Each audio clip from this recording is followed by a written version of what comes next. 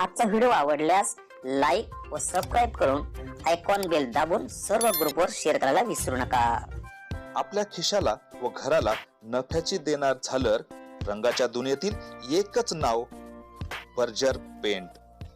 अधिकृत विक्रेते Hingane major, Berger paint, Kothari heights, Delhi वेशीजवळ, श्रीगोंदा तहसील कार्यालयासमोर आज पाहिलं तर आंदोलनाचा दिवस ठरलाय असंच म्हटलं वावगं ठरू नये, कारण सरकारच्या विरोधामध्ये शेतकऱ्यांचा आक्रोश या ठिकाणी पाहायला मिळतो आहे। एका ठिकाणी राजेंद्र म्हस्के यांचं आंदोलन सुरू आहे, तर दुसऱ्या बाजूला काँग्रेसचे प्रशांत ओगले यांचं आंदोलन सुरू आहे। प्रशांत ओगले यांनी जवळपास 50 ते 60 ट्रॅक्टर या ठिकाणी शेतकऱ्यांच्या आंदोलन सरकारच्या विरोधामध्ये आक्रोश जाहीर केलेला आहे। खरं तर कांद्याला हमीभाव मिळावा असण्याची मागणी आहे, कारण शेतकरी खूप हवालदिल झालेला आहे।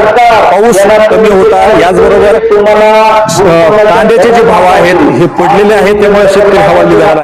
आज श्रीगोंदा तालुका काँग्रेस कमिटीच्या वतीने व श्रीगोंदा तालुका युवक काँग्रेसच्या वतीने आज कांद्याला हमीभाव मिळावा व कमीत कमी प्रति किलो 25 रुपये भाव या केंद्र शासनाने मंजूर करावा असं निवेदन आज या ठिकाणी श्रीगोंदा तालुक्याचे तहसीलदार सचिन डोंगरे साहेब यांना आज या ठिकाणी देण्यात आलं।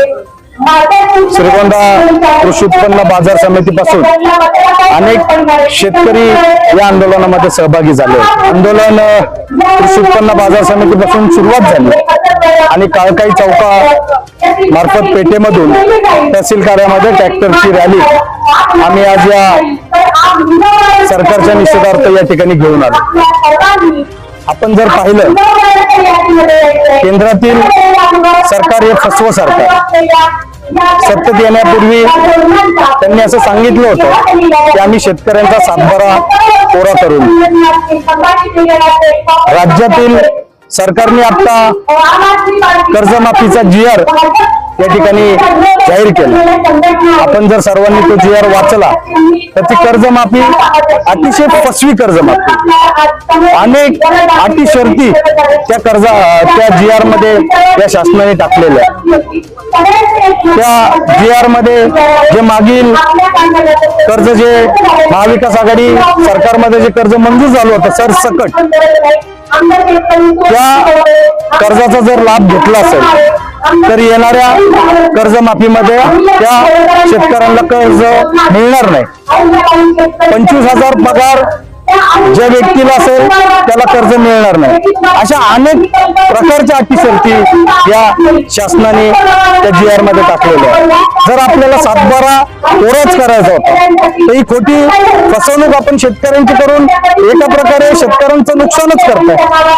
आपण जर पाहिलं तर आज 2014च्या आधी आपला भारत देश हा देशामध्ये 1 नंबरचा देश होता कांदा ट्रान्सपोर्ट मध्ये, निर्यातीमध्ये। आणि तीच परिस्थिती आज 2026 मध्ये जर पाहिली तर आपला देश फक्त 3 देशांना कांदा निर्यात करतो, मलेशिया, श्रीलंका आणि दुबई। या 3च देशांना कांदा निर्यात होते।